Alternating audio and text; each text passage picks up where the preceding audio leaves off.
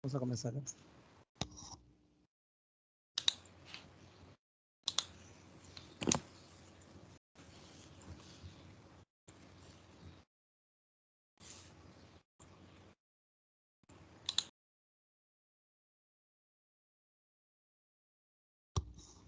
Buenos días.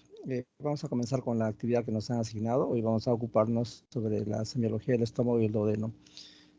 Como probablemente en sus clases introductorias ya han mencionado algunos síntomas, vamos a reforzar algunos de ellos, ¿no? Entonces, el interrogatorio básicamente implica hacer la afiliación y la anamnesis. La anamnesis es la parte más importante de la historia clínica, ¿no? Una buena anamnesis permite hacer el diagnóstico de una entidad más o menos un 70-80% de los casos, sin necesidad de pedir exámenes de laboratorio, sin pedir estudios por imágenes. Entonces, de tal manera que nuestra anamnesis la tenemos que ir madurando en el tiempo, ¿no? Esto va a depender del entrenamiento que uno tenga en confeccionar historias clínicas. Cuanto más historias clínicas haga, su entrenamiento, sus capacidades van a ir mejorando. Al principio es un poco dificultoso porque uno no sabe qué características tiene que preguntar por cada síntoma. Conforme vaya haciendo acopio de conocimientos, eso va a ir mejorando. Y luego hay que hacer la concatenación de los síntomas, ¿no? Ver en el tiempo cómo se han ido desarrollando en forma cronológica. Y si algún otro síntoma se ha ido sumando en el tiempo, también adicionarlo. Y antes de terminar la parte del relato cronológico, negar algunos síntomas que puedan ser sugerentes de alguna enfermedad, ¿no? Por ejemplo, si tiene un paciente con diabetes, entonces, y viene porque tiene fiebre, tiene secreción purulenta en el dedo del pie, finalmente pondrá, pues, niega, polifagia, poliuria, polidipsia, ¿no? Que son síntomas de una descompensación del diabético, ¿no? O sea, ese tipo de historias son bastante gráficas para saber que la persona que ha confeccionado esa historia tiene conocimiento pleno de lo que su paciente pueda ser portador. Entonces, de tal manera que el interrogatorio es, en lo que se refiere a la enfermedad actual, es la parte más importante. Al final del relato cronológico, ustedes ya tienen que tener un diagnóstico presuntivo. No es necesario tener el examen físico completo. ¿Ya? Entonces, con esa presunción diagnóstica, ustedes ya en forma dirigida harán énfasis cuando hagan el examen. Recuerden que los síntomas que refiere el paciente tienen carácter subjetivo y ustedes en forma objetiva tienen que confirmar la sospecha de diagnóstico que se plantee. Muchos pacientes son estoicos y minimizan sus síntomas. Y al revés, hay gente que quiere obtener una ganancia secundaria y sus síntomas pues, son magnificados. Eso cae en el rango de la subjetividad. De hecho, que hay que creer a los pacientes, ¿no? Pero finalmente uno tiene que más que confiar en sus sentidos al momento de examinar. Por eso los signos son la parte objetiva, de tal manera que cuando ustedes se planteen el diagnóstico al final de la historia clínica van a tener una condición mucho más elaborada. Pero de hecho, al comenzar ya ustedes tienen una percepción de qué es lo que tienen entre manos. En un posterior momento hay necesidad de apuntalar algunos antecedentes que pueden ser de importancia en esta parte del tracto digestivo, ¿no? Así, por ejemplo, el grupo sanguíneo tiene una importancia, ¿no? Entonces es bueno preguntar si el paciente conoce su grupo sanguíneo. Se ha visto que hay una relación de mayor frecuencia de úlcera péptica duodenal en aquellos que tienen grupo sanguíneo O, y largamente hay una vinculación entre el cáncer gástrico y los que tienen grupo sanguíneo A. Entonces, si alguien tiene grupo sanguíneo A y presenta síntomas gástricos, pues uno entre sus pensamientos deja esbozar la posibilidad que pueda ser portador de un cáncer gástrico, ¿no? Igualmente, los hábitos alimentarios tienen mucho que ver con la generación de una serie de patologías a nivel gástrico, ¿no? Entre ellos, por ejemplo, si es un paciente que es muy disciplinado en el horario de sus alimentos, pues mayormente no habrán problemas. Pero hay gente que, por ejemplo, toma desayuno a las 7 de la mañana y va a almorzar a la 1, pero por razón de trabajo está almorzando a 3, 4 de la tarde. Entonces, eso condiciona irritación gástrica, ¿no? Puesto que el estómago va produciendo jugo gástrico las 24 horas y no le interesa si has almorzado o no has almorzado. Y entonces eso puede ser una causa de gastritis, por ejemplo, ¿no? O el tipo de alimentación. Hay gente que consume comida chatarra, muchas frituras, etcétera, y entonces eso genera una serie de síntomas que comienzan en el estómago y se van prolongando a través del resto del tracto digestivo. O gente que por hábito consume ají, fuma, toma alcohol, etcétera. todos estos son factores que influyen en la generación de una gastritis. Igualmente, gente que por el apuro, por el trabajo, le dan 10, 15 minutos para almorzar y tiene que comer rápidamente, entonces la masticación no es adecuada. Entonces, estos factores tienen que preguntarse, porque muchas veces uno lo descuida y asume que es una gastritis porque hay ardor en el epigastrio, hay meteorismo, hay llenura precoz, y están esperando que le hagan la endoscopía, ¿no? Pero clínicamente uno tendría que preguntar todos estos síntomas. ¿Por qué? Porque cuando ya den tratamiento en el capítulo de medidas generales, van a tener que prohibir una de estas cosas. De nada valdría que ustedes llegan al diagnóstico mediante una endoscopía y le indican pues un inhibidor de 9 protones o bloqueadores H2, que ciertamente va a haber cierta mejoría o un antiácido de repente, ¿no? Pero luego va a volver a presentar los síntomas si ustedes no cambian el estilo de vida de estos pacientes. Entonces es importante tener en cuenta estos antecedentes, puesto que juegan un papel sumamente valioso, ¿no? Igualmente la historia familiar, ¿no? ¿En qué puede contribuir en patología gastrodenal? Gente que, por ejemplo, tiene historia previa de úlcera péptica, ¿no? Tiene una vinculación, antecedentes patológicos. La misma úlcera a nivel duodenal puede haber generado una estenosis cuando ha cicatrizado, por ejemplo. Entonces, historia previa de úlcera puede condicionar en el futuro un síndrome pilórico, por ejemplo, ¿no? Procesos reumatológicos, por ejemplo, la esclerodermia es una condición en la cual se acartona el esófago, se acartona el estómago, y entonces el tránsito intestinal se hace dificultoso. Son pacientes que tienen reflujo gastroesofágico, ¿no? Eventualmente pueden ser causa de diarrea también por sobrepoblación bacteriana debido a que el peristaltismo está alterado, ¿no? Trastornos hematológicos, ¿no? Gente que tiene una discrasia sanguínea permanentemente puede estar presentando una gastritis erosiva porque, bueno, tiene factores de riesgo para hacer gastritis, y si de hecho tiene plaquetas bajas o tiene alguna otra discrasia de carácter hematológico, va a presentar anemia por un problema gástrico, ¿no? Y así por el estilo. Entonces, esta historia de antecedentes no debe ser mirada con soslayo, sino cuenta para plantear posibilidades de diagnóstico. Igualmente ya deben haber revisado con el doctor Pérez las características del dolor, ¿no? El estómago puede ser sujeto de acusar dolor, al igual que el duodeno. Entonces, en ese contexto, ustedes tienen que precisar qué tipo de dolor es, ¿no? Usualmente la semiología del dolor en estómago y en duodeno, ¿no? Usualmente es tipo cólico, puesto que son vísceras huecas. De cuando en cuando van a señalar un dolor pungitivo, tipo hincada, ¿no? Lo que llaman dolor empuñalada. A veces un dolor transfixiante, ¿no? Como que estuvieran estrujándole, ¿no? Y más frecuentemente tipo ardor cuando están frente a la posibilidad de una gastritis, por ejemplo, ¿no? Igualmente el inicio puede ser súbito en el caso que una úlcera péptica se haya perforado, o en el tiempo ser insidioso, ir incrementando su magnitud conforme la gastritis esté progresando, ¿no? Indudablemente la localización es importante. Generalmente la zona de proyección de estas dos vísceras es básicamente el epigastrio y más rara vez el mesogastro, los hipocondrios, ¿no? Luego hay que señalar la irradiación o propagación, ¿no? Puede comenzar adelante e irse hacia atrás. Eso a las claras nos dice que es un dolor de víscera de un órgano que está por delante del peritoneo. En cambio, si comienza atrás y viene hacia adelante, me refiero al dolor, eso es una patología de víscera retroperitoneal, por ejemplo, una migración de cálculos. No, luego hay que ver si hay relación con la ingesta.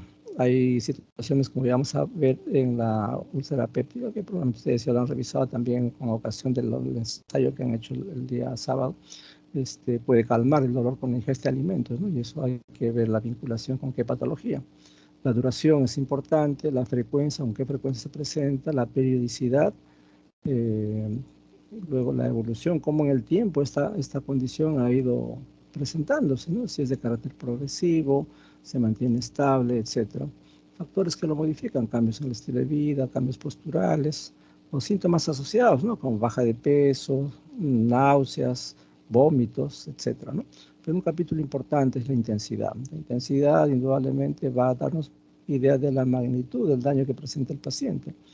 Eventualmente las gastritis, por ejemplo, dan dolores leves a moderados. En cambio, una úlcera péptica que está camino a la perforación, pues un dolor muy, muy intenso, ¿no? Entonces, la escala visual analógica del dolor debe ser utilizada en forma rutinaria. Esto es 1 de 5, perdón, 1 de 10, 5 de 10, etcétera, para estimar qué magnitud presenta ese dolor, ¿no? Entonces, esos son datos que no deben faltar en la historia clínica. Bien. Igualmente, uno trata de establecer la vinculación con la víscera, ¿no? Entonces, cuando el dolor es tipo espasmo o existe una obstrucción, pues es un dolor porque hay una contractura de las fibras musculares, ¿no? Es básicamente un dolor tipo cólico, ¿no? Cuando la úlcera se ha perforado, acá se compromete la serosa peritoneal.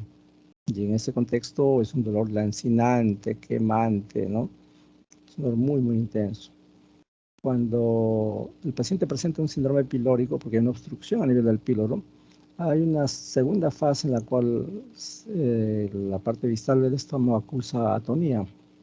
En ese caso, el dolor es porque se distiende el estómago, una gran dilatación que es de carácter agudo en el estómago y eso también puede provocar dolor. O cuando hay irritación de la mucosa gástrica, pues indudablemente la gastritis, la úlcera péptica, esta es la característica, no es un dolor quemante, urente, tipo ardor, ¿no? Eventualmente hay dolor por isquemia, ¿no? Por ejemplo, el vólvulo de estómago, que es raro, más se presenta vólvulo en el colon, es una especie de anudamiento de las vísceras, eso puede provocar dolor por isquemia, ¿no? Entre otras causas, o una hernia diafragmática, ¿no? Recuerden que el diafragma no es la estructura que separa el tórax del abdomen, pero a veces tiene soluciones de continuidad y por ahí se mete una víscera y eso puede estrangular el asa intestinal, por ejemplo, o el duodeno, y eso genera un dolor importante, ¿no? Entonces, eso es necesario describir en la historia clínica. Y entonces, cuando ya nos ocupamos propiamente del dolor por úlcera, que es descrito como ardor, sensación de quemazón o de hambre a veces también, tiene una vinculación con los alimentos, ¿no? Dependiendo si es una úlcera gástrica, tendrá un ritmo de 3 tiempos, y cuando es una úlcera duodenal, un ritmo de 4 tiempos, que luego vamos a ver. El dolor de la gastritis se refiere igual también como sensación de ardor, de quemazón. Usualmente se presenta después de los alimentos y sobre todo cuando se ingieren irritantes, ¿no? Como el ají, la pimienta, condimentos, café, entre otras, ¿no? Entonces, rara vez las gastritis pueden presentarse como un dolor tipo sordo, ¿no? Cuando el paciente no puede precisar la naturaleza del dolor, entonces tú le preguntas si es tipo cólico, no lo es, tipo hincada, no lo es, tipo presión, tampoco. Entonces, cuando existe una imprecisión de parte del paciente, se asume que es un dolor tipo sordo, pero usualmente eso es totalmente infrecuente, ¿no? Eso se ve más en gente que tiene pancreatitis. Los cólicos son de carácter episódico, son espasmódicos, van y vienen, ¿no? Por eso su característica es pasajero, ¿no? El dolor ulceroso, si tiene una duración limitada, puede ser con la ingesta de alimentos o de antiácidos, ¿no? Cuando es una neoplasia la que afecta el estómago, acá el dolor es gravativo. Gravativo significa tipo presión, ¿no? Y usualmente es de carácter prolongado. Cuando son úlceras que afectan sea el estómago o el duodeno, sobre todo cuando ya se ha producido la perforación, entonces un dolor continuo que no calma. Ya no es por acceso, sino es un dolor permanente, ¿no? Y un dolor muy importante en cuanto a la magnitud y la intensidad. Entonces un dolor permanente, ¿no? Cuando ya se perforó la víscera. Otro aspecto que hemos dicho es que hay que evaluar bien hacia dónde se irradia el dolor, ¿no? Entonces, esto se puede manifestar porque el peritoneo ya se está irritando o hay compromiso de los órganos vecinos, ¿no? Entonces, eventualmente puede propagarse hacia el hipocondrio derecho, ¿no? O inclusive al hombro del mismo lado, ¿no? Eso se observa cuando la úlcera tiene localización a nivel del píloro o cuando es una úlcera duodenal, ¿no? Entonces, a veces suele confundir porque generalmente uno espera que la irradiación hacia el hombro del lado derecho es porque hay una patología de vía biliar, que de hecho lo existe, ¿no? Hay gente que tiene dolor en la vesícula porque tiene un cálculo y el paciente al mismo tiempo experimenta dolor en el hombro derecho, ¿no? Y es porque comparten la misma metámera durante el proceso de embriogénesis. Cuando la úlcera está ubicada a nivel pilórico duodenal también puede haber esta irradiación, entonces uno puede sospechar falsamente que el paciente tiene una policistopatía cuando lo que tiene es una úlcera a nivel pilórico. Hay que tener en cuenta esa posibilidad. Cuando la úlcera afecta la cara posterior del estómago y está más cerca del páncreas, entonces en ese caso el dolor se puede irradiar hacia el hipocondrio izquierdo o inclusive hacia la parte posterior del abdomen, ¿no? Perdón, sí, pues, ¿no? del cuerpo hacia atrás, ¿no? Las úlceras que están en la cara posterior o las que están en la curvatura gástrica que están cercanas al cardio pueden presentarse como un dolor torácico o en el brazo izquierdo. Inclusive muchas personas son catalogadas como portadores de un síndrome coronario agudo. Esto es una angina inestable, un infarto. Da la sensación de que el paciente tiene esa condición y lo que tiene es una úlcera que está afectando la cara posterior, ¿no? Entonces recuerden, hay situaciones que suelen confundir y de allí el diagnóstico diferencial. Es importante tener en cuenta otros parámetros, ¿no? Si yo sospecho que es un paciente con una cardiopatía, pues tendrá que tener varios factores de riesgo, ¿no? Ser hipertenso, diabético, obeso, sedentario, fumador, con estrés laboral, etcétera, ¿no? Entonces, cuando uno suma varios factores, tiene derecho a hacer una angina inestable, un infarto, ¿no? Y si está ausente eso en una persona, por ejemplo, joven, pensaremos que es una úlcera de la cara posterior, por poner un ejemplo. Luego, la relación con las comidas, habíamos señalado de que hay vinculación clara con lo que se llama ritmo de 3 tiempos o 4 tiempos, ¿no? Y entonces existe aquel patrón que el paciente tiene cuando es portador de una úlcera duodenal. Tiene sensación de ardor, ingiere alimentos, le calma, luego vuelve a presentarse el ardor, otra vez ingiere alimentos y le calma, ¿no? Y cuando es una úlcera gástrica, tiene ardor, ingiere alimentos, le calma, el ardor aparece nuevamente y así necesidad de ingerir alimentos calma espontáneamente. Cuando tiene este patrón se habla de una úlcera gástrica, un ritmo de 3 tiempos, y en el primero una úlcera duodenal, un ritmo de 4 tiempos, ¿no? Es básicamente la relación con los alimentos. Este es un dato que a veces el paciente no lo tiene muy claro, ¿no? Entonces, si podemos hacer esfuerzo, en buena hora. Muchos pacientes simplemente acusan el dolor y no se percatan si calma o no, con o sin alimentos, posterior a la primera vez que les haya calmado, ¿no? Luego tenemos que sospechar que el paciente que tenga dolor nocturno o en ayunas, esto se ve más frecuentemente en gente que tiene úlcera duodenal, más que en la úlcera gástrica, ¿no? Y que cuando vomitan el dolor suele aliviarse, ¿no? Generalmente el dolor es continuo, de carácter progresivo, y eso se observa en las neoplasias gástricas, ¿no? Entonces, recuerden, las neoplasias producen dolor de carácter progresivo en el tiempo. No es episódico, sino es continuo, como sí suele ocurrir en la úlcera, ¿no? Sobre todo en la úlcera que no ha sufrido perforación, es un dolor episódico. En cambio, cuando es una neoplasia, es un dolor continuo y progresivo, ¿no? Así que esa consideración hay que tenerla en cuenta para señalar frente a qué estamos. Luego hay que ir viendo cómo se presenta en el tiempo, ¿no? Esto es la parte evolutiva del síntoma.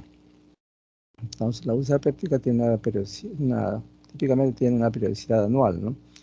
Y los periodos de crisis dolorosas en promedio pueden variar entre 15 a 30 días, ¿no? Y luego hay remisiones espontáneas y luego viene otro episodio y así por el estilo, ¿no? Entonces, eso es importante tener en cuenta cuando señalamos si el paciente tiene una úlcera, ¿no? Existen factores que empeoran o que mejoran el dolor. Ya hemos señalado que la úlcera péptica calma rápidamente con la ingesta de alimentos alcalinos, ¿no? En el caso que el paciente tenga síndrome pilórico, el dolor mejora notablemente después que el paciente vomita, ¿no? Indudablemente la dieta inadecuada, el estrés emocional y gente que está vinculada al tabaquismo, pues su sintomatología va a ser de carácter ulceroso, ¿no? Es un factor de riesgo, son factores de riesgo que generan esta posibilidad. Por otro lado, personas que tienen hernia hiatal o gastritis, y acá hacemos un alto. La hernia hiatal consiste en una patología en la cual el esófago, como ustedes saben, atraviesa el diafragma y la coaptación de ambas vísceras es perfecta. Cuando el diafragma tiene un ancho o un lugar por donde está pasando el esófago más grande que el tamaño del esófago, entonces el esófago literalmente, entre comillas, baila en esa zona y en ocasiones el estómago o las vísceras se pueden meter hacia el tórax, ¿no? En eso consiste la hernia hiatal, y esto mejora cuando el paciente toma la posición de decúbito, ¿no? En cambio, el paciente que tiene una hernia diafragmática va a mejorar con la posición de pie o al caminar, ¿no? Rara vez los pacientes se dan cuenta de esto, pero si dan el dato en pacientes muy acuciosos, puede ser de utilidad. Indudablemente hay que hacer la diferencia con varios diagnósticos, ¿no? Ya hemos señalado el infarto de miocardio cuando la localización es a nivel del cardias, ¿no? Da la impresión de que el paciente presentara un cuadro anginoso, ¿no?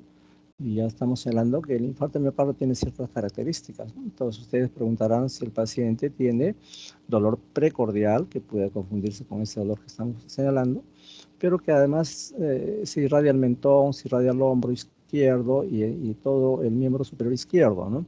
Que dura más de 30 minutos, que no calma con nitritos. Entonces ese es un infarto de miocardio, indudablemente, es un dolor intenso. Pero si no reúne las otras características de irradiación al miembro superior izquierdo, y es un dolor leve, probablemente no sea un infarto de miocardio, ¿no? La pancreatitis es otro diagnóstico diferencial que puede confundirse con una úlcera, sobre todo aquellas úlceras del píloro o del duodeno que tienen irradiación hacia el hipocondrio izquierdo o hacia la parte posterior.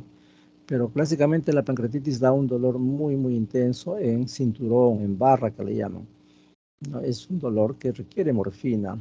Siempre señalamos que en medicina interna hay 3 dolores que pueden llevar al shock neurogénico. Es tal la magnitud del dolor, diríamos un 9 de 10, 8 de 10, que el paciente literalmente grita de dolor, ¿no? Entonces, cuando va a la emergencia, ustedes le dan un diclofenaco, no le calma, le ponen un ketoprofeno, un ketorolaco, no le calma, pasan a tramadol, no le calma, y entonces ya tienen que usar morfina, y recién con morfina calma el dolor. Entonces, los 3 dolores que tienen esta característica de ser muy intensos son: uno es por pancreatitis, 2, disección aguda de la aorta, eso produce un dolor muy, muy, muy intenso, ¿no? Y 3, el cólico nefrítico, es un dolor que no se le desea a nadie. Indudablemente hay otras causas, lo mismo infarto de miocardio, la tromboembolia pulmonar, pueden ser, por ejemplo, casos en los cuales el dolor es importante, pero por eso señalamos que esas 3 causas que hemos tenido oportunidad de ver en estos 20, 30 años de experiencia es el de la pancreatitis, el aneurisma disecante de aorta y los cólicos nefríticos. Tienen mucha intensidad que llevan al shock neurogénico. El paciente hace hipotensión con taquicardia, ¿no? Otra condición que hay que hacer diagnóstico diferencial son las apendicitis. Recuerdan que las apendicitis no comienzan en la fosa ilíaca derecha, el dolor comienza en el epigastrio y ese carácter pungitivo, eventualmente tipo cólico. Entonces acá tenemos que dar en cuenta lo que es la triada que hace sospechar de apendicitis, ¿no? Entonces la apendicitis tiene una triada. ¿Cuál es esa triada? Que el paciente presenta primero dolor tipo cólico, que se inicia en el epigastrio, luego migra hacia el mesogastrio y finalmente en algunas horas, esto dentro de 24 horas, se localiza en la fosa ilíaca derecha.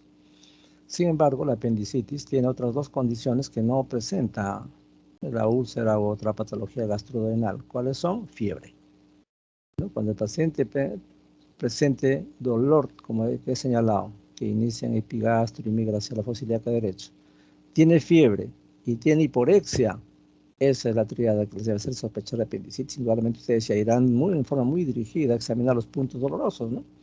Y entonces buscarán el McBurney, buscarán el Lanz, buscarán el Robson, le harán inclusive, si sospecha una apendicitis retroperitoneal, una maniobra de psoas, etcétera, para descartar que no sea realmente una apendicitis. Entonces la apendicitis puede confundirse en gente que tiene úlceras a nivel del píloro, por ejemplo, o úlceras duodenales. Igualmente las afecciones vesiculares pueden confundirse. Ya hemos dicho de que gente que tiene úlceras a nivel del cardias puede presentarse con irradiación hacia el hipocondrio derecho. Es más, como hemos dicho, se puede irradiar al hombro y todos podrían jurar que es una colecistopatía y no, lo que tiene es una úlcera, ¿no? Entonces allí intervienen los otros factores, ¿no? Que incrementa con la ingesta de irritantes, que hay ritmo de 3 tiempos o 4 tiempos, etc. También las neumonías basales, ¿no? O las pleuritis pueden confundirse con un dolor ulceroso, ¿no? Recuerden que los dolores propios de una úlcera en la curvatura mayor pueden simular perfectamente una neumonía basal, ¿no? O un derrame Metaneumónico, cuando una neumonía está pegada a la pleura, irrita la pleura y da un dolor tipo pungitivo, tipo hincada, pero clásicamente el dolor pleurítico se describe como aquella condición en la cual hay un dolor tipo cuchillada que se incrementa con la inspiración y con la tos. Pues cuando ustedes señalan su historia clínica, paciente que presenta dolor tipo hincada en la base izquierda, que se incrementa con la tos y la inspiración. Todo eso lo pueden abreviar diciendo el paciente presenta dolor pleurítico. Es la característica del paciente que tiene un dolor pleurítico, ¿no? Y que suele asociarse a neumonías pegadas a la pleura, ¿no? O gente que tiene patología vertebral, ¿no? A veces hay gente ya con cierto grado de osteoporosis que puede presentar fracturas o aplastamientos vertebrales y cuando ya comprime nervio puede provocar dolor en esa zona. El herpes zóster es otra condición que puede simular perfectamente una úlcera. ¿Por qué? Porque esto da un dolor neuropático, ¿no? Recuerden que afecta las terminaciones nerviosas que están alrededor de esa zona, suele comprometer una metámera y antes que aparezcan muchas veces las vesículas que tienen la condición de estar en disposición de racimos, la piel se pone rojita y hay sensación de ardor. Y si no preguntamos bien o historia previa de herpes, pues el paciente lo que está haciendo es herpes y no precisamente una úlcera duodenal, ¿no? Otra condición que es una caja de Pandora es la porfiria, ¿no? La porfiria en el abdomen puede invitar a pensar en que es un dolor muy agudo, inclusive puede terminar en sala de operaciones. Muchos pacientes que no han sido adecuadamente preguntados vienen con un dolor importante, ¿no? Que comienza en el epigastrio, ¿no? Y entonces es un paciente que no le calma el dolor, ¿no? Ustedes ponen analgésicos, ponen antiespasmódicos y no le calma el dolor. Le toman unos electrolitos y el sodio está bajo y no le dan una explicación clara a eso, ¿no? La hiponatremia es otra característica de la porfiria, ¿no? Entonces eso se produce por un síndrome de secreción inapropiada de hormona antidiurética y si ustedes no corroboran eso, pues están perdiendo la oportunidad de diagnosticar una porfiria. Adicionalmente a eso presentan parestesias, ¿no? Sensación de corriente eléctrica, sensación de adormecimiento en los miembros. Y entonces eso escapa al contexto de la úlcera, ¿no? La úlcera no tiene por qué dar eso. Y entonces en ese contexto pedirán porfobilinógeno o ácido amino delta leulínico. Pero otra cosa que ustedes de repente no se han percatado y el paciente sí, porque puede ser un caso esporádico, ¿no? Hay dos tipos de condición hereditaria, ¿no? Uno que es esporádico y otro que es primario. El primario, indudablemente, papá, mamá han tenido porfiria, entonces ellos se lo transmiten por herencia y el hijo refiere esa historia, ¿no? Que mi papá tuvo porfiria, etc. Pero cuando no hay ese antecedente, y eso se da en todo orden de enfermedades hereditarias, cuando la concepción del hijo es a edades muy tempranas o a edades muy avanzadas, ocurre esta condición esporádica. O sea, previamente no hay historia de porfiria y aparece el primer caso en el grupo familiar. Entonces ahí es un poco más difícil estudiarlo, ¿no? Porque generalmente los pacientes con porfiria ya saben cómo es una porfiria y les refieren, ¿no? De que en la familia hay gente con porfiria.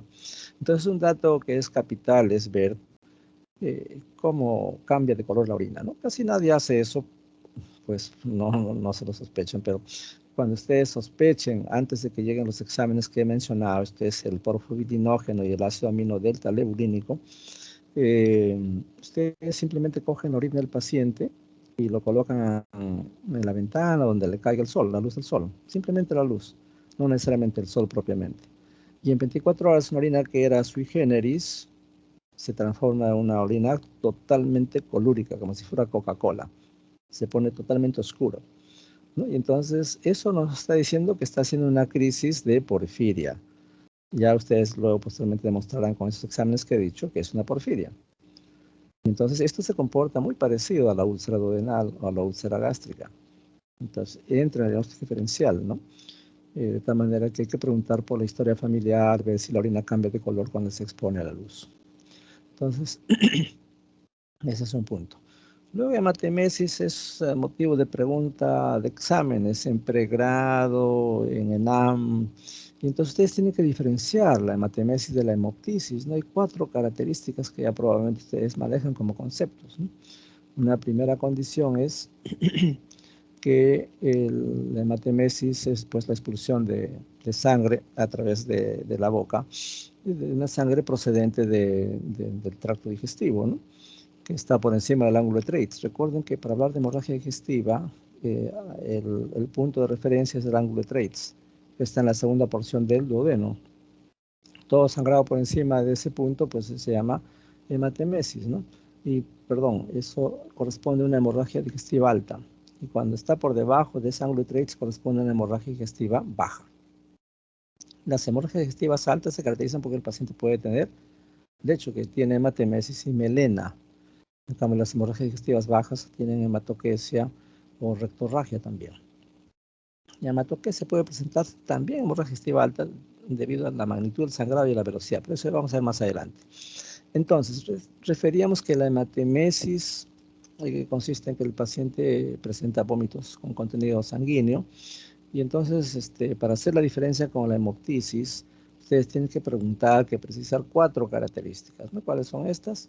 Primero, que cuando se acompaña de tos, eso viene de la vía respiratoria, entonces es una hemoptisis. Si se acompaña de vómitos, pues eso viene del tracto digestivo, ¿no? Y eso es una hematemesis. Primera diferencia. Segunda diferencia, ¿no? La sangre roja, viva, rutilante, pues eso procede del árbol respiratorio. Si es una sangre algo oscura, producto de la acción del jugo gástrico sobre la sangre, eso viene de estómago, ¿no? Segunda característica, ¿no? Tercera diferencia que hay que establecer. Si viene con burbujas de aire, pues eso viene de vía respiratoria. Si viene con resto de alimento, viene de estómago. Y la cuarta característica es coger un papel de tornasol, y si el pH es ácido, pues eso viene de estómago. Si es un pH alcalino, viene de vía respiratoria, ¿no? Entonces, de esa forma, ustedes van a establecer la diferencia entre lo que es hematemesis y hemoptisis. De hecho, que hay que preguntar al paciente estas condiciones, ¿no?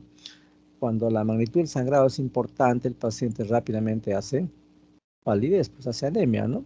Entra en taquicardia, hace hipotensión arterial. Entonces acá es importante buscar un signo que se llama de ortostatismo o presión ortostática. ¿Eso en qué consiste? El paciente está recostado, ustedes le toman la presión, luego lo sientan, esperan 3 minutos para que los mecanismos de regulación del tono vascular se pongan en marcha, y después de 3 minutos le vuelven a tomar la presión. Si cae la presión, sea sistólica o diastólica, en más de 10 milímetros de mercurio, el paciente tiene ortostatismo. ¿Eso qué significa? De que el volumen que está perdiendo de sangre es importante. Lo que pasa es que no siempre se ve como rectorragia. A veces el tránsito está enlentecido, es un paciente estreñido, y entonces no van a ver sangre, ni como vómitos, como hematemesis, ni como melena. Obviamente la melena ya es un proceso de varios días, generalmente sangre digerida. Pero ese paciente que presenta ortostatismo dice que está sangrando en forma activa. Por lo tanto, es un paciente que no debe estar caminando porque en cualquier momento va a sufrir un síncope. Les contaré lo que ocurrió en algún momento. Las emergencias de todos nuestros hospitales en Lima estaban literalmente colapsadas antes de la pandemia, y ahora lo están mucho peor. En el Loaiza, por ejemplo, la emergencia que estaba en el antiguo local que está frente a Alfonso Ugarte, está totalmente colapsado, ¿no? Hay tópicos donde están los pacientes que les están haciendo la historia para internarlos. Había una torre en la cual están todos los pacientes que ya están aptos para pasar a pabellón. Y también habían camillas, inclusive habían colchones en los pisos, y los internos van de un lado para otro, las técnicas para tomar muestras, y realmente es un caos. Para lleno, faltan manos, y bueno, llega un paciente con hematemesis, con melena de varios días. Entonces, pues le piden la hoja rosada, que es la nota de ingreso, para que comiencen a hacer la historia, ¿no? Le hacen la historia y le dejan indicaciones. Obviamente es un paciente con evidencia de sangrado digestivo alto. Le dejan una vía y le pasan a chorro, ¿no? Porque está algo hipotenso, pero no le buscan ortostatismo. Y producto de la oferta de líquido, el paciente tiene deseo de orinar. Entonces pide que le pasen el papagayo, que es el dispositivo donde orinan los pacientes que están en una camilla, pero la falta de personal pues hace que nadie lo atiende, ¿no? Todos están ocupados en sus quehaceres, corren de un lado para otro. Y entonces él de tanto pedir ya no se aguanta y se sienta. Y en la historia nadie puso reposo absoluto, se sienta, coge su suero y comienza a caminar hacia el baño y cuando está cerca de los servicios higiénicos sufre un síncope, se cae, todos corren, lo ayudan, tratan de reanimarlo, hace paro cardiorrespiratorio y fallece. ¿Qué pasó? Nadie le buscó ortostatismo. Si el interno que le hizo la historia hubiera puesto que su presión variaba estando echado con respecto a la posición sentado, tenía que poner entre sus indicaciones reposo absoluto. El paciente no podía moverse para nada y se perdió un paciente, ¿no? Entonces, ojo al ortostatismo. Gente que está con sangrado evidente, con sangrado activo, y así no lo tuviera, pero si hay historia previa de un vómito de sangre, no deben dejar de buscar ortostatismo. Esa es una forma con la presión y la otra forma es con la frecuencia cardíaca. El paciente está echado, le toman la frecuencia cardíaca, por decir tiene 120. Luego lo sientan, esperan otra vez 3 minutos y le vuelven a tomar la frecuencia cardíaca. Si esos 120 se convirtió en 140, significa que tiene ortostatismo. O sea, el incremento en 20 latidos por minuto entre una y otra posición también permite establecer el diagnóstico de ortostatismo. Entonces, uno es con la presión y otro es con la frecuencia cardíaca. Los dos tienen repercusión hemodinámica. Significa que el paciente está inestable desde el punto de vista hemodinámico, por lo tanto no puede caminar. Es más, no lo debe mandar a su casa, ¿no? Obviamente se va a morir en el camino. Entonces, ese es un error que suelen cometer cuando no se tiene mucha experiencia. Ah, bueno, está tranquilo, no está pálido, pero por dentro va la procesión. Así que no olvidarse de eso, por favor. Eventualmente van a haber algunas condiciones diferentes de úlcera péptica o de gastritis erosiva que sangran, ¿no? Que produce hematemesis, que produce melena, ¿no? Una de ellas es el síndrome de Mallory-Weiss. ¿En qué consiste?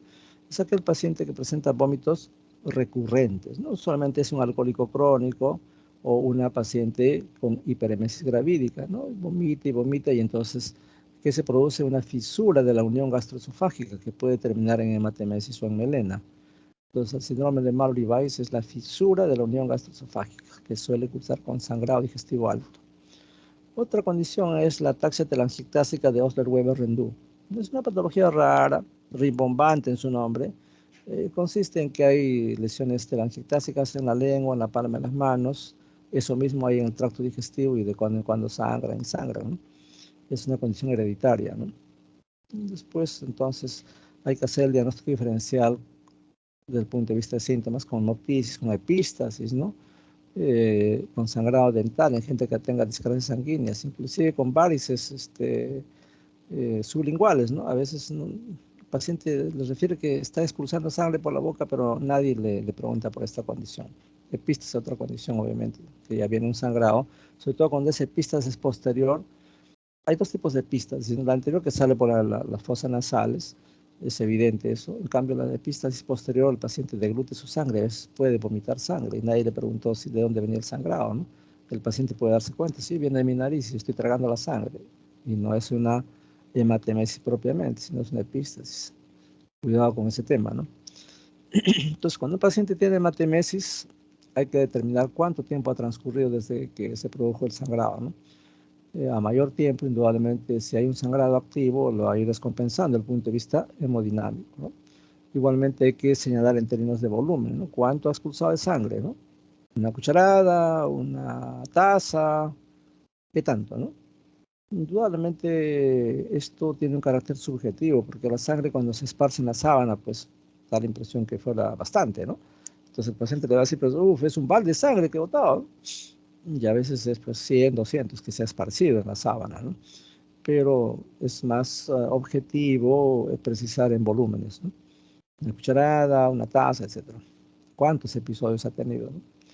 Y posterior a eso, cómo ha ido evolucionando, ¿no? Ahora está agitado, está taquicárdico, está diaforético, por ejemplo, ¿no? Y eso dice que el paciente está en shock, ¿no? O sea, los síntomas acompañantes son hipotensión, taquicardia, y eso se llama shock. U otros síntomas, ¿no? Que el paciente ya presentó melena, ¿no?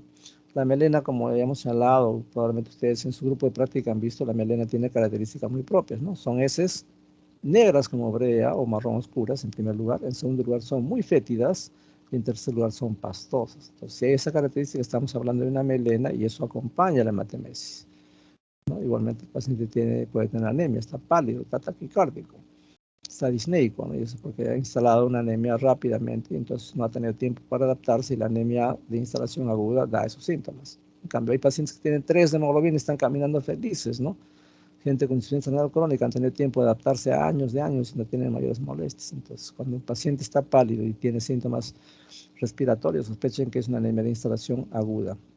La hematoquesia, precisamente lo que nos dice es un sangrado digestivo bajo. Sin embargo, cuando el sangrado es importante a nivel gastroduodenal, no hay tiempo para digerir a la sangre, ¿no? Que se traduzca en melena.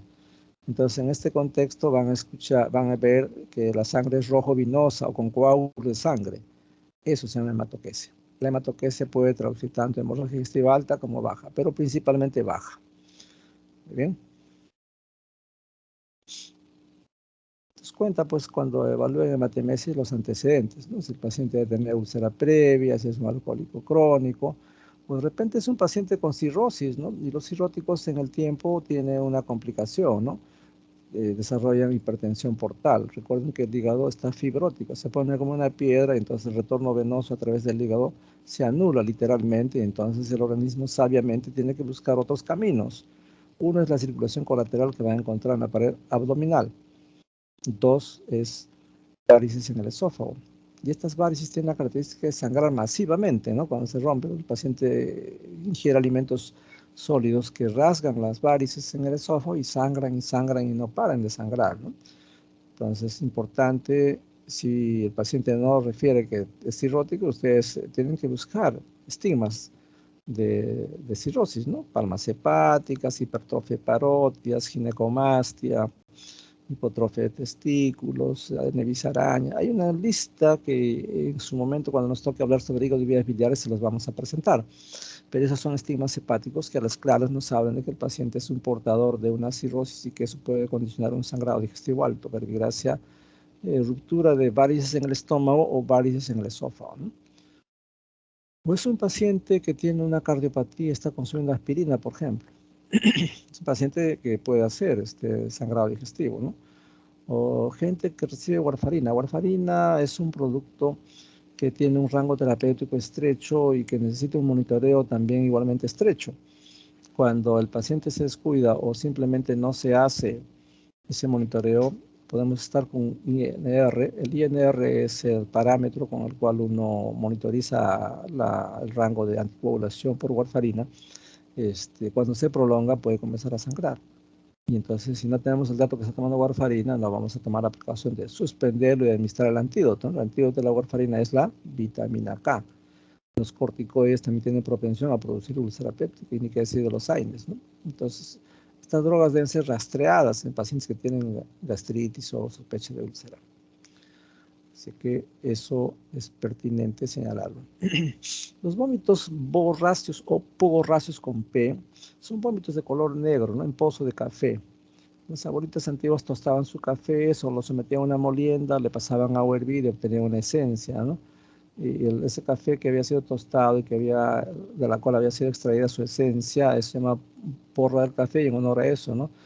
¿Qué significa un vómito porráceo? Es ácido clorhídrico que ha digerido parcialmente a la sangre, ¿no? Por eso está así oscuro, ¿no? Y entonces el color negro es de este sangrado es porque la hemoglobina pues se ha digerido parcialmente por el ácido clorhídrico y se ha transformado en hematina, ¿no? Eso da el color negruzco del vómito. Eso se llama vómito porráceo. Ya vamos a hablar de vómitos también.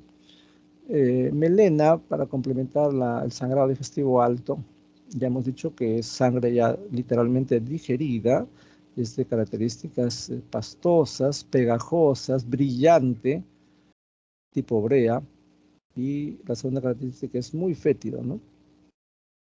Y aparte de eso, de ser pastoso, es negro y brillante y es fétido, ¿no?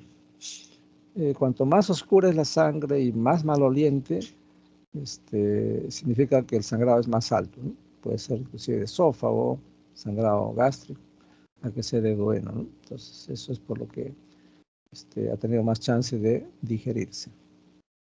La hematoquesia habíamos dicho que es la sangre rojo vinosa, a veces acompañada de coágulos. Como hemos dicho y reiteramos esto, se relaciona principalmente con hemorragia digestiva baja. Sin embargo, si el tránsito intestinal está muy acelerado, puede darse también en gente que tenga hemorragia digestiva alta, ¿no? Si se acompaña de hipotensión arterial, de taquicardia, pues definitivamente es un sangrado activo que está produciendo repercusión hemodinámica. Las náuseas es un capítulo que deben ser preguntados. Cuando un paciente refiere vómitos, tienen que preguntar si esos vómitos son precedidas de náuseas, ¿no? Y las náuseas pues se dan porque el tono a nivel gástrico disminuye, el peristaltismo gástrico se hace muy mínimo, y entonces el tono del duodeno y yeyuno se incrementa, y entonces se producen movimientos antiperistálticos, lo cual hace que se produzca un reflujo pues, del contenido duodenal hacia el estómago, ¿no? Y finalmente eso genera esa sensación. Entonces, como estamos viendo, esto es un síntoma que se presenta a nivel periférico para diferenciar los problemas centrales. Entonces, un paciente que presenta vómitos precedida de náuseas, el problema está a nivel gastroduodenal. Sin embargo, existe gente que presenta vómitos sin náuseas. Y atención a la música, como alguien diría. Y eso hay que preguntar al paciente. Si el paciente presenta vómitos explosivos, vómitos en proyectil o vómitos en escopetazo, y no es precedida de náuseas, eso definitivamente viene del control central, ¿no? Pero recuerden que el vómito tiene un control a nivel central. Entonces, ¿qué está ocurriendo? Que el paciente tiene un efecto de masa, tiene un edema cerebral marcado, de repente es un cáncer que está generando un edema importante, o es un paciente que ha sufrido un traumatismo cráneoencefálico y producto de ese golpe se edematiza el cerebro, y como el cerebro no tiene a dónde salir porque todo está cerrado herméticamente, entonces se enclava. Enclavamiento significa que el uncus del hipocampo comienza a descender por el agujero magno. Recuerden que allí está el centro cardiorrespiratorio y eso puede producir paro cardiorrespiratorio. Entonces, cuando un paciente presenta vómitos explosivos, sospechen que tenga hipertensión endocraniana, pero particularmente cuando el paciente les dice que no tiene náuseas. Entonces, atención a ese dato. Paciente con vómitos que no son precedidos de náuseas, asuman que es una hipertensión endocraniana y por lo tanto tienen que hacer un fondo de ojo. Si hay papiledema, pedirán estudio por imágenes y ahí verán que tiene un tumor, un parásito en el cerebro, ¿no? Entonces, es un dato importante. Probablemente el vómito pues, se produce porque se expulsa violentamente el contenido del estómago, del duodeno, u otros productos de más abajo a través de ese esfuerzo, ¿no? Se produce porque se contrae de forma muy forzada el diafragma y los músculos abdominales, haciendo que los movimientos antiperistálticos predominen sobre los movimientos peristálticos, ¿no? En ese contexto se relaja el esfínter esofágico inferior y el píloro se contrae y por lo tanto el contenido gástrico es vaciado hacia el exterior, ¿no? Entonces hay que analizar los vómitos, hay que ver si son acuosos o mucosos, contienen resto de alimentos, en cuyo caso se dicen vómitos alimentarios, o contienen bilis o porra del café que hemos señalado como ejemplo. Y rara vez fecaloideos, ¿no? Esto a veces se ve más en fístulas, por ejemplo, enterocutáneas, ¿no? Entonces eso hay que precisar, ¿no? ¿Cómo es el contenido del vómito, ¿no? De repente ustedes no lo han visto, pero el paciente sí lo ha visto, entonces tiene que preguntar, ¿no? Luego hay que señalar si se vincula a una hipersecreción gástrica, pues, ¿no? Eso es un dato que puede estar ahí presente, pero si el paciente no refiere a acidez, no lo sospechamos que esa puede ser la causa, ¿no? Igualmente en el síndrome pilórico, si bien es cierto, presentan vómitos postprandiales inmediatos, esto es dentro de los 30 minutos se puede haber ingerido un alimento. La otra peculiaridad es de que durante el día van a seguir expulsando contenido a través del vómito, pero con una fetidez importante, ¿no? Con el resto de alimentos. Significa que hay una obstrucción a nivel del píloro. Entonces eso les permite plantear esa posibilidad de síndrome pilórico. Igualmente en la úlcera péptica hay que señalar si hay jugo gástrico, si hay resto de alimentos. Los vómitos purulentos son raros, ¿no? En realidad se ven cuando hay una fístula, ¿no? Entre una cavidad purulenta que está cerca del estómago, ¿no? Por ejemplo, puede haber una fístula entre el pulmón presentando un absceso hepático con el estómago, ¿no? Entonces ahí es un vómito purulento, ¿no? Los vómitos por gases ya hemos señalado que se deben a alteración del tránsito intestinal.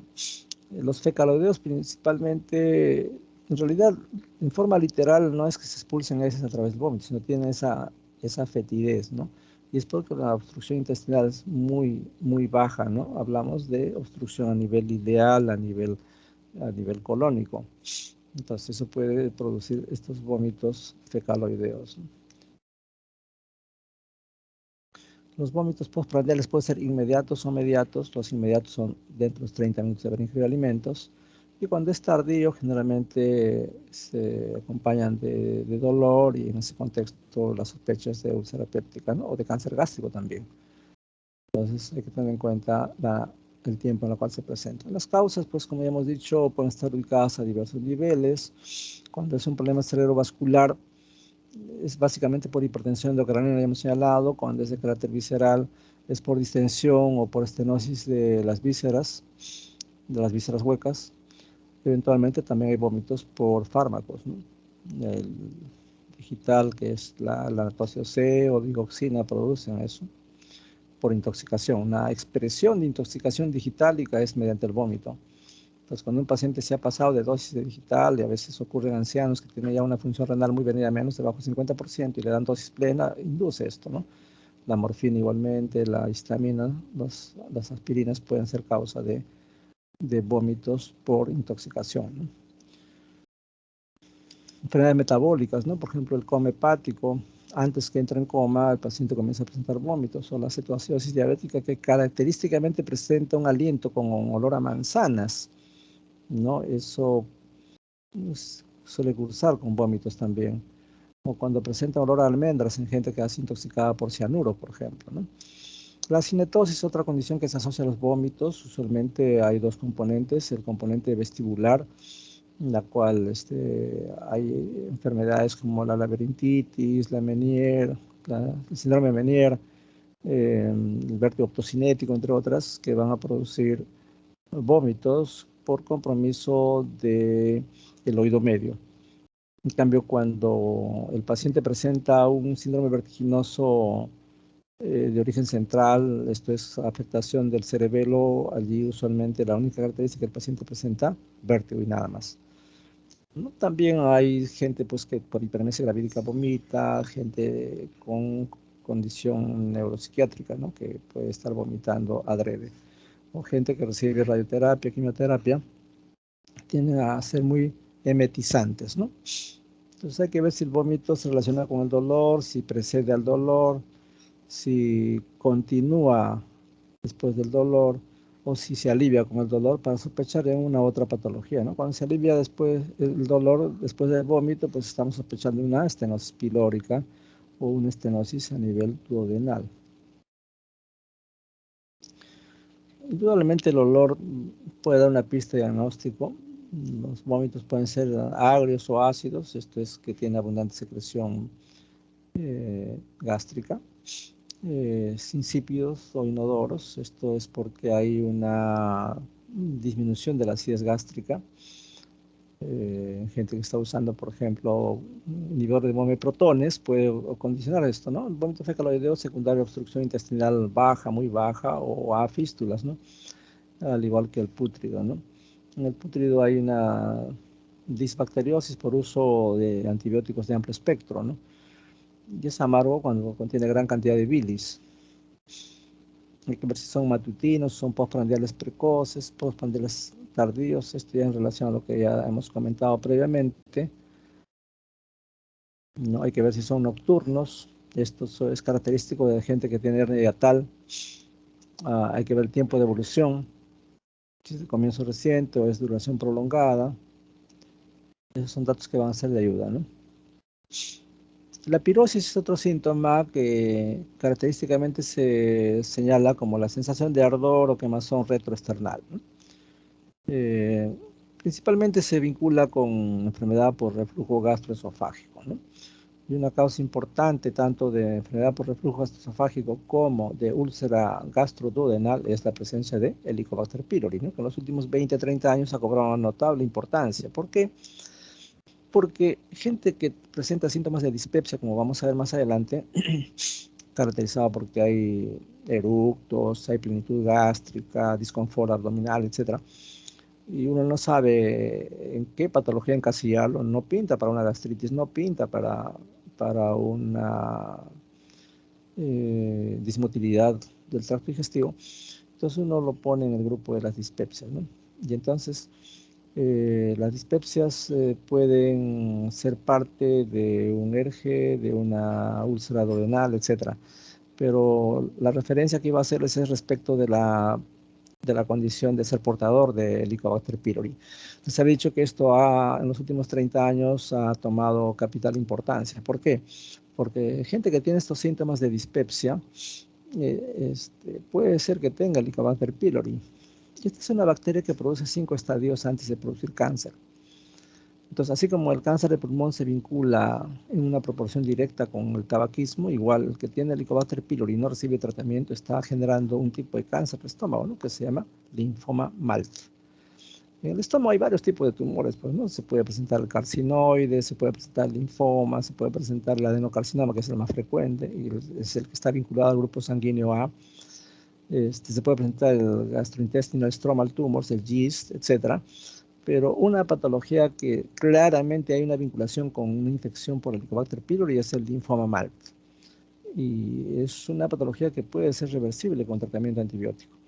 Pero de frente el Helicobacter no les produce linfoma MALT, ¿no? Son 5 pasos. Primero produce gastritis crónica superficial en un primer estadio, luego una gastritis atrófica. Recuerden que la gastritis atrófica puede en el tiempo generar cáncer.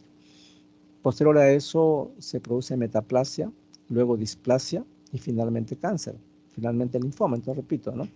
Gente que tiene Helicobacter 5 a 10 años puede estar incubando tranquilamente esto. Entonces, al principio hay gastritis crónica superficial, luego gastritis atrófica, metaplasia intestinal, o sea, aparecen células de intestino en el estómago. Luego de esta metaplasia se produce la displasia y finalmente cáncer. Entonces, cuando uno hace la endoscopía, va a determinar pues en qué estadio está, ¿no? Si por ejemplo el año pasado tenía gastritis atrófica y ahora tiene displasia, definitivamente está caminando hacia el cáncer. Entonces hay que tomar medidas correctivas, ¿no? Entonces de ahí la importancia de determinar si un paciente tiene o no Helicobacter. Se ha visto que el incremento de las tasas de cáncer por linfoma en el estómago es básicamente debido a esto, ¿no? Bien, la dispepsia, les decía pues que es una sensación de pesadez, de dolor epigástrico, disconfort, sobre todo en el hemiabdomen superior, ¿no? A veces el paciente se queja de que el abdomen está totalmente distendido, hay meteorismo, flatulencia, eructos, náuseas, come poco y se siente lleno, se llama sensación de llenura precoz.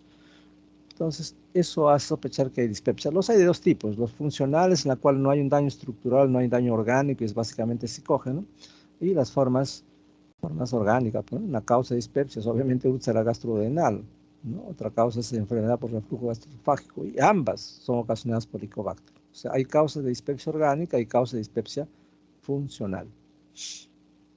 ¿No? Esto no es deleznable, miren, 20 a 30% consulta por dispepsia, ¿no? Entonces es un dato que ustedes tienen que darle mucha importancia. Halitosis es otro capítulo de la cual la gente se queja, a veces les consulta. Es básicamente el mal aliento, ¿no? Puede estar localizada la causa a nivel orofaringeo o inclusive en la vía respiratoria o en el mismo tracto digestivo, ¿no? En la boca, pues, un mal estado de higiene, presencia de caries, de abscesos periodontales, ¿no? Amigdalitis críptica, ¿no? Esas pelotas que tienen por amígdalas con una serie de cráteres y cuando a veces comen una papa grande sale como un taquito con una fetidez tremenda. A eso se llama amigdalitis críptica. Son situaciones que van a producir halitosis, ¿no? Pero también enfermedad del tracto respiratorio, un absceso pulmonar que se ha abierto un bronquio, da una fetidez enorme, ¿no? Como si fuera un servicio higiénico abierto. Las sinusitis crónicas igualmente, las colecistopatías, y ni qué decirlo, hay gente que tiene halitosis porque tiene un cáncer gástrico, ¿no? O una estenosis pilórica en la cual los alimentos están fermentando a nivel del píloro. Entonces son situaciones que pueden dar halitosis, ¿no? Pasamos rápidamente esto porque supongo que están un poco cansados para hacer un resumen de lo que acabamos de decir, ¿no? Entonces, cuando evaluamos a un paciente con patología gastrodenal, pues al igual que cualquier historia clínica, consignamos los datos de filiación, los antecedentes y los síntomas que son parte de la enfermedad actual, ¿no? Y luego en el examen físico haremos en este orden, ¿no? Inspeccionaremos, auscultaremos, palparemos y percutiremos. Esto es la excepción en tracto digestivo. Normalmente cuando hablamos en el capítulo respiratorio tiene un orden, ¿no? Primero la inspección, luego la palpación, la percusión y en último lugar la auscultación. ¿Por qué acá se invierten en los papeles? Porque si palpamos o percutimos el abdomen podemos hacer que varíen los ruidos ciroaéreos. Entonces por eso de inspección pasamos de frente a auscultación. Entonces igualmente hemos dicho que la edad es un dato que interviene para plantear determinadas patologías, sobre todo en jóvenes adultos pensamos en enfermedades inflamatorias, infecciosas y eventualmente trastornos funcionales. En cambio, cuando es un paciente de tercera edad, indudablemente nuestra chance es alta para neoplasia, ¿no? Igualmente hay patologías vinculadas al género, ¿no? En varones es más frecuente cáncer de estómago, úlcera gastrodenal. En cambio, en mujeres es más frecuente problemas de vesícula, ¿no? Cálculos, cáncer de vesícula. Cirrosis biliar primaria es enfermedad autoinmune, ¿no? Igualmente la ocupación, ¿no? Gente que está sentada muchas horas pueden estar propensos a presentar hemorroides, por ejemplo, que es una patología anorrectal, ¿no? O el grupo étnico igualmente, ¿no? Los judíos son gente más propensa a presentar enfermedades inflamatorias del intestino, ¿no? Colitis ulcerativa, enfermedad de Crohn. Y los asiáticos más frecuentemente cáncer gástrico o hepatocarcinomas. Los antecedentes cuentan, hablamos hace un momentito de gastritis atrófica, que es un predisponente para cáncer gástrico, ¿no? Sobre todo cuando hay helicobacter de por medio. Los pólipos, la enfermedad polipoidea en sí son tumores benignos, pero en el tiempo, si no hacemos controles cada 2-3 años, un pólipo en el colon puede tranquilamente estar migrando hacia un cáncer. Por lo tanto, amerita hacerse colonoscopías seriadas. La enfermedad diverticular, ¿no? Que son una especie de hoyos que se forman a nivel de la mucosa colónica, pero en realidad se puede formar a cualquier nivel, ¿no? En el esófago, se llama divertículo de Schenker, en el estómago igualmente, son causa de hemorragia digestiva, ¿no? Cuando se rompe un vaso sanguíneo de la submucosa, comienzan a sangrar, ¿no? Y así por el estilo, ¿no? Entonces, igualmente cuentan la historia familiar de úlcera gastrodenal, para el capítulo que estamos hablando, y para también la misma patología, el tabaquismo es importante, el alcoholismo, son datos que van a contribuir en esta situación, ¿no? Ya hemos hablado de que el dolor abdominal tiene que ser escudriñado en todas sus características, sin embargo, a pesar de ello, hay un 30% aproximadamente que no hay una etiología demostrable, ¿no? Igualmente, es bueno saber la diferencia entre lo que es un dolor visceral, somático y referido, ¿no? Acá básicamente el origen de un dolor visceral son órganos abdominales que están recubiertos de peritoneo visceral. En cambio, el somático es peritoneo parietal, ya no visceral, ¿no? Y el dolor referido se da en regiones alejadas al lugar donde se perciben. Claramente el apéndice comienza en el epigastrio y finalmente termina en la fosa ilíaca derecha. La colecistopatía da dolor en el hombro derecho y así por el estilo, ¿no? Entonces, para señalar unas diferencias, el dolor abdominal es agudo, es una situación que lo van a ver en uno de sus ensayos, pero basta mencionar pues que hay origen intraperitoneal y extraperitoneal, ¿no? Dentro de los intraperitoneales son los inflamatorios, los mecánicos, por hemoperitoneo y los isquémicos, ¿no? Con todo está listo. Y los extraperitoneales ya hemos señalado como parte del diagnóstico diferencial neumonías, embolia pulmonar, infarto de miocardio, cólicos nefríticos, etcétera, ¿no? Y cuando ya es crónico, pues plantearemos una dispepsia no ulcerosa, una úlcera péptica, recuerden que es evolutivo. Y siempre utilizar esta plantilla, ¿no? Para el dolor, ¿no? La antigüedad, o en qué momento comenzó, la localización del dolor, la intensidad, el carácter o tipo de radiación y la posición antálgica, ¿no? Que lo atenúa o lo aumenta, ¿no? Y entonces, de repente, como parte de nuestro ejercicio clínico, pensaremos en úlcera péptica, en esofagitis o gastritis con dolor urente o quemante, ¿no? Si es tipo cólico, es una víscera hueca, en este caso un cólico duodenal o un cólico biliar, ¿no? Si es un dolor sordo, eso es un carcinoma gástrico o una pancreatitis, ¿no? Y así por el estilo, ¿no? Si es un dolor que paciente acusa hambre y calma cuando se ingiere alimentos, pues una úlcera gastroduodenal, ¿no? Igualmente hay que señalar que si alivian el dolor con la ingesta de alimentos están frente a una úlcera péptica, ¿no? Si se alivia con el vómito, pues es un síndrome pilórico, que en buena cuenta es una forma de obstrucción, pero a nivel pilórico, ¿no? Entre otras, ¿no? Y los síntomas acompañantes, recuerden que las náuseas y vómitos pueden acompañar a una úlcera duodenal, ¿no? Una úlcera gástrica igualmente. La pérdida de peso, sobre todo cuando es más de 6 kilos en un mes con un apetito conservado, pues la sospecha alta de neoplasia maligna, ¿no?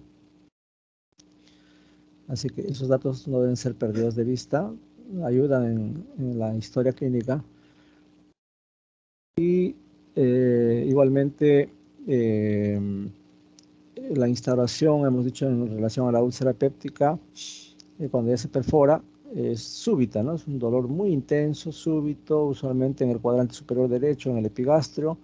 Al principio está localizado, pero después se irradia, ¿no? Es de carácter urente, quemante, ¿no?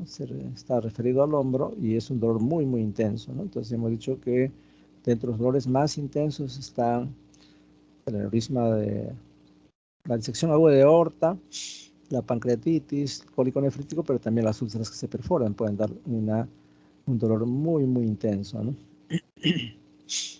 La gastroenteritis, ¿no? Es de carácter progresivo, de localización periumbilical, es de tipo difuso, obviamente es tipo cólico porque es una víscera hueca, no se irradia y la intensidad es moderada, ¿no? Usualmente se da porque el paciente ha consumido un alimento contaminado, ¿no? Con Bacillus cereus o con estafilococo.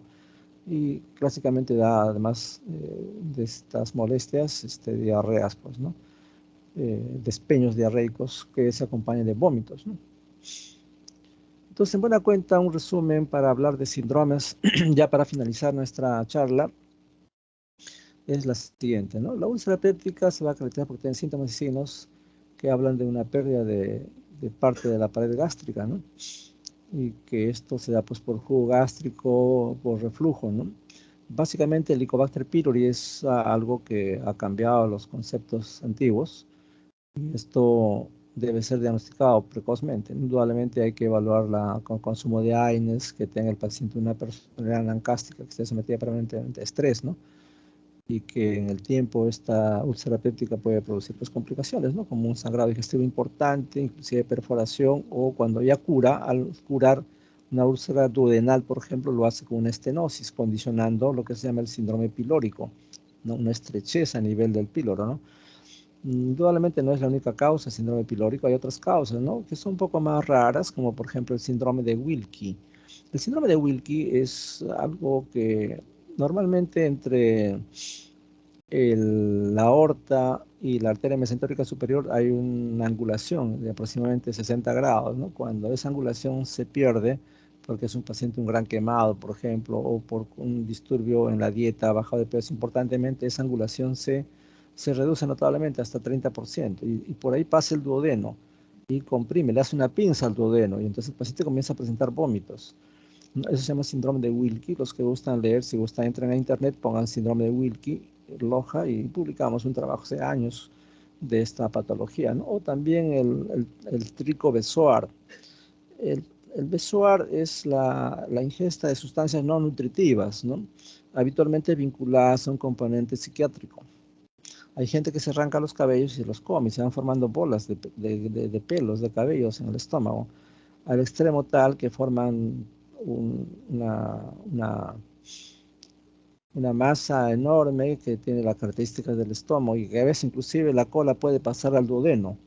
Eso en honor al cuento se llama síndrome de Rapunzel, ¿no? También igualmente con el doctor Albizuri, que es un cirujano que les va a enseñar cirugía más adelante, reportamos un caso de esto hace años. Entonces pongan síndrome de Rapunzel en Google, Loja, y ahí sale ese artículo donde van a ver una pelota de pelos en forma de estómago con una cola larga que atraviesa el duodeno. Es otra causa de síndrome pilórico. Entonces, causa de síndrome pilórico, Rapunzel, síndrome de Wilkie, cáncer pilórico, úlcera duodenal cicatrizada, ¿no? Entonces, todos son causas de síndrome pilórico.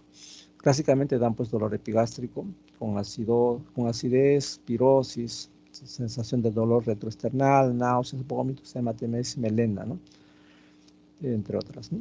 Y en la palpación a veces podemos encontrar dolor en el epigastrio, ¿no? Acá hago un alto para señalar que cuando hay cáncer gástrico hay algunas cositas que no hemos mencionado. Por ejemplo, el signo de la hermana María José. Cuando un paciente acusa un cáncer de estómago, puede enviar a distancia células tumorales. Y este es un punto importante, ¿no? Ya para terminar, debo señalar que la metástasis ganglionar tiene nombres propios. Cuando un cáncer de estómago metastiza al ganglio que está ubicado entre la clavícula y el esternocleidomastoideo izquierdo, eso se llama ganglio de Virchow o Virchow. Entonces recuerden ese nombre. El ganglio de Virchow, ¿qué cosa es? Yo hago una pinza con mi dedito, entro al ángulo que se forma entre el esternocleidomastoideo y la clavícula y encuentro un nódulo. Es un ganglio de Virchow. ¿Qué me traduce? En primer lugar, es un cáncer de estómago que ha metastizado a ese nivel, pero después cualquier otra visa del abdomen puede dar metástasis en el lado izquierdo. Cuando es en el lado derecho, se llama ganglio de Daniels. De Daniel, así, Daniels. El ganglio de Daniels, principalmente en primer lugar, traduce metástasis de un cáncer de esófago hacia ese ganglio. Pero después cualquier otra visa abdominal puede dar metástasis a ese nivel. El tercer ganglio es el ganglio submentoniano, también llamado ganglio de Trozier. Allí no hay ninguna prevalencia, cualquier visa abdominal puede dar metástasis. Entonces recuerden esos tres nombres. Ganglio de Virchow en el lado izquierdo, ganglio de Daniels en el lado derecho y submentoniano ganglio de Trozier. Y el ganglio que está periumbilical, muy doloroso, eritematoso, se llama el signo de la hermana María José. Todo eso para señalar que son problemas vinculados al cáncer gástrico, sobre todo en su forma de adenocarcinoma. Gastritis es un tema más terrenal, se caracteriza porque se inflama la mucosa del estómago, puede ser de carácter infeccioso como es el Helicobacter pylori, por ejemplo, o de carácter autoinmune, las gastritis atróficas vinculadas a las anemias perniciosas, por ejemplo, ¿no? Usualmente son de carácter agudo, se inflama la mucosa, la mayoría son no erosivas, pero cuando ya presenta una gastritis erosiva conocida como lesión aguda de mucosa gástrica, el paciente puede presentar melena o hematemesis, ¿no? Entonces, eso hay que tener cuidado, ¿no? Y el síndrome pilórico que ya sería reiterativo mencionarles, ¿no? Muy bien, entonces eso era todo lo que queremos transmitirles. No sé si tengan alguna pregunta o alguna duda o algún comentario. Los escucho.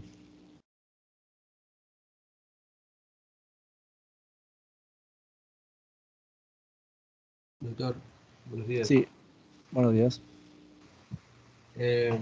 Con respecto al- a la gastritis o a la irritación del epitelio gástrico en las personas que siempre dicen, ¿no? Que una causa es el estrés, ¿no? De repente es el estrés laboral, de repente eh, las personas universitarias que trabajan, no sé, que no tienen ese horario de comidas, ¿no? De repente comen cualquier cosa o hacen disfunción en los alimentos que tienen y por eso generan una gastritis o de repente una úlcera péptica. Ya, con respecto a esos casos que se da el deterioro del epitelio gástrico por estrés, bueno, yo he leído que eh, se da, bueno, entiendo ya, porque o sea, no, es la conclusión a la que yo he llegado. Se da porque cuando tenemos síntomas de estrés, eh, supongo que vamos a tener un desbalance en la acetilcolina, ¿no? Y la acetilcolina generalmente, bueno, en los libros dice la literatura que tiene que ver con la producción de la mucosa gástrica. En ese sentido, ¿usted qué opina o me puede ampliar un poco más el panorama para investigar o qué sabe de eso, ¿no? De la acetilcolina, ¿no? Claro, Bueno, normalmente hay una integridad de la mucosa gástrica. Recuerden que las células de la mucosa gástrica son una de las que se replican más rápidamente. Entonces hay una barrera que está compuesta por moco, está compuesta por bicarbonato, está compuesta por prostaglandinas, que evita que se lastime la mucosa del estómago, ¿no? Entonces, como había dicho hace un momentito, esta situación de la gastritis obedece uno, al estrés que tú señalas perfectamente, que está vinculado con la acetilcolina y que tiene que ver también con la hipersecreción de gastrina. Un tema que no he mencionado es el síndrome de Zollinger-Ellison, ¿no? Que es un gastrinoma que se caracteriza básicamente porque presenta úlceras múltiples, tanto en estómago como en duodeno. Cuando ustedes encuentran un paciente que tiene múltiples úlceras, sospechen un gastrinoma, vale decir un síndrome de Zollinger-Ellison, en la cual hay un exceso de gastrina y que eso genera úlcera, ¿no? Entonces, los factores protectores de la mucosa gástrica son pues básicamente el pH del estómago, está la mucosa, la gran capacidad de replicación de las células, pero cuando esta barrera se rompe, porque el paciente no ingiere alimentos a sus horas, porque tiene un estado de estrés en la cual tiene que haber mayor liberación de acetilcolina, o cuando hay una hiperproducción de gastrina, esta barrera protectora del estómago se rompe, ¿no? Y eso es lo que va a generar al principio gastritis erosiva y posteriormente puede migrar hacia una úlcera, ¿no? Entonces, todos estos factores tienen que ser tomados en cuenta cuando haya sospecha de una úlcera péptica, ¿no? Es básicamente la ruptura de la barrera protectora del estómago por todos estos factores que hemos señalado. No sé si hay otra pregunta. Entonces, doctor, al, al ¿cómo explicarlo? Al producirse menos acetilcolina, eh, eh, va a dar el ambiente para que no se genere tanto moco. Así es. Ya, ok, Se ahora sí pierde el ya. moco y entonces eso hace que sea más lábil la protección, ¿no? Pero es cuando ya no se genera la acetilcolina, ¿cierto? O sea, Así o es. se genera menos. Ya, listo. Ya, gracias. ¿Alguna otra pregunta?